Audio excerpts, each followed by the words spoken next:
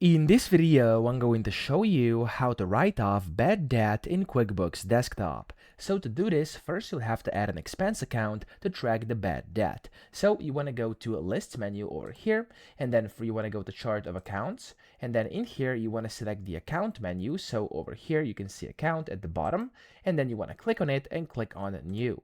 Now when you do that, you have to select expense over here, and then you basically have to click on this continue button, and then you'll have to enter in the account name you want to use. And for this one, we're going to do like bad debt, which is just an example. So I'm going to do bad debt like this. There we go.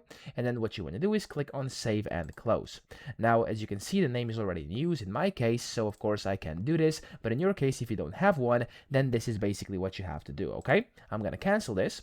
And then the second thing is going to be to close out the unpaid invoices. So once the account is set up, you have to record a $0 payment to write off the specific invoice. So then go to customers up top, and then over here you want to go to received payments, okay, or receive payments, so this one. And then here you basically have to go, if there's anything in here, you want to clear it down here bottom right, or start a new one top left. And then you have to select of course, the name of the customer in the received from. So I'm going to go a random customer over here, and then the payment amount should be set to 0. So enter 0 over here. And then what you want to do is click on discounts and credits over here up top. And then you'll see there's a bunch of different things where it says amount of discount over here. Basically, you have to enter the amount you want to write off. So for this example, we're going to do like 10, for example. It's going to be sufficient for that example.